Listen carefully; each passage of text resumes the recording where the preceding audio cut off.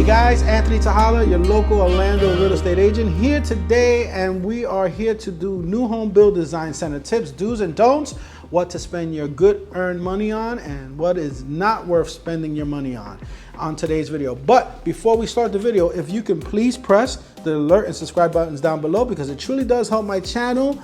And let's get started right now. Guys, if you're currently in the process of building a new home, congratulations. This is an exciting time.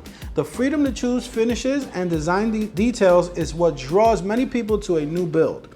But at the same time, anyone who has stepped foot into a design center knows how overwhelming it can be. So let's start with where should you upgrade and where you should stick with the builder's standard. What should you choose up front versus put off until after the move? I've helped many clients navigate these tricky questions and many more at the design center. Here are some of my biggest design center do's and don'ts to help you through the process. First, establish a reasonable budget. Once you have a very good idea of what your builder includes and doesn't, draw up a wish list and a reasonable budget that will cover it. Hint, it's not reasonable to want to upgrade the whole house to hardware floors, but only budget $1,000 for it. One thing to keep in mind is that $5,000 in upgrades will not add a huge amount to your monthly mortgage cost. So I say go for what you love. Just keep in mind the advice below regarding what to prioritize now versus later.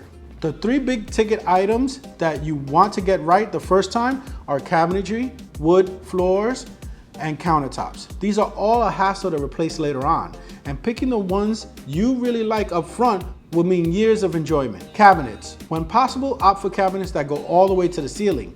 This allows you to avoid the weird dead space above the cabinets and to maximize your storage space. Shaker style cabinetry are very now, as are shades of white, gray, blue, and green. Also think about adding custom features like pull-out drawers for pots and pans, holders for recycling and garbage bins, and racks for spices and canned foods. If you're dying to try out the open shelving trend, I advise going with a mix of some open shelving and some cabinets with doors so that you have somewhere to stash those plastic sippy cups and mismatched mugs. Hey guys, so just a little bit about cabinets here, right? So these are different levels of cabinets. So when you come to the design center, they're gonna ask you what level that you prefer to have your cabinets in. Now, just a little heads up, pro tip, right? So the first level, as you can see, this is usually the design, a little bit of blank on the top, right? As we go down, you have the flat surface ones, right? But as you can see, the higher the charge is because of the more intricate work in the design of the cabinet itself. So that's just a little idea of what and how they would charge you when it comes to cabinetry. Wood floors. Even when builders say that wood floors are standard, they may not mean throughout the whole first floor. To avoid a big headache later on when it comes to matching woods and pulling out carpet, I recommend getting the wood floor you like in all the places you want them. There are several types of wood floors to be considered, so be sure you have your design center consultant explain the pros and cons of each. All right, so here we are at tiles. Tiles is very important. Why? Because if you can install your own tiles, yes, you'll save a little bit of money. But consider the point that if you're gonna do it after design center, right? You have to be very confident that the tiles from this year's batch to next year's batch might not match at all. If you get certain stones for the tile, that might not match at all either, and even some faux wood looks. So keep that in mind. If you're gonna do it all in one stroke. But if you don't want the hassle, of course, pick it at design center time. It will cost a little bit to do the floors, and it is one of the biggest upgrades of the home, but you won't have to deal with the hassle later on. Countertops. When your budget is tight, I recommend going with your ideal countertop, but waiting on a backsplash. This means not doing the 4-inch countertops backsplash that builders often push and sometimes require. The 4-inch backsplash will just make it more difficult for a tile installer to put in a backsplash later on.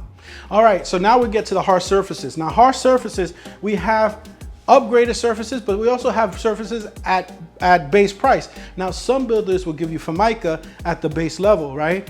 And if you don't like that, then I would consider level 1 in your base hard surface. But most people would love in their home, and if you see your home as an investment, to go with granite or quartz because those hard surfaces add value to your home.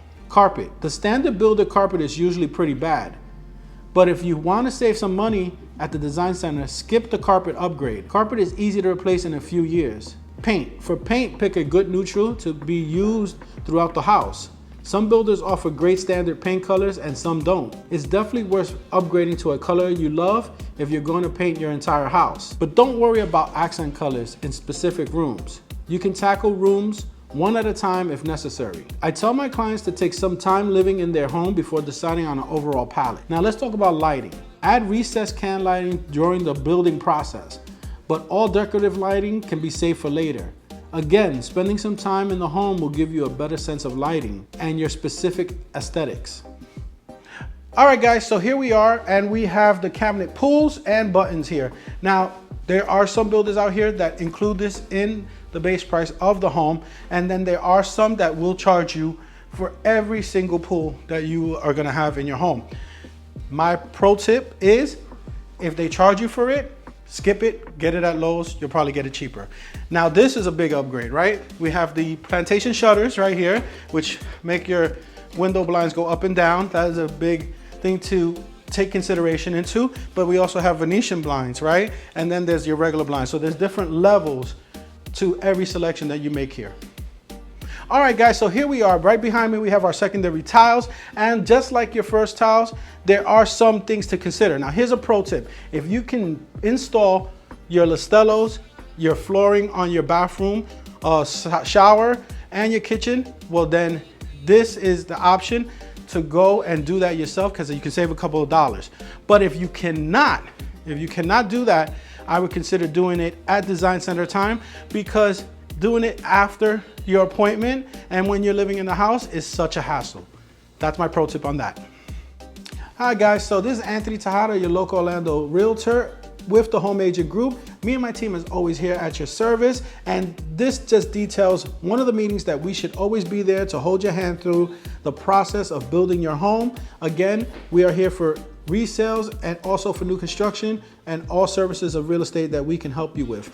But you have to reach out to us and let us know that you need our help. And I will see you guys in the next video. My number's down below. See you guys later.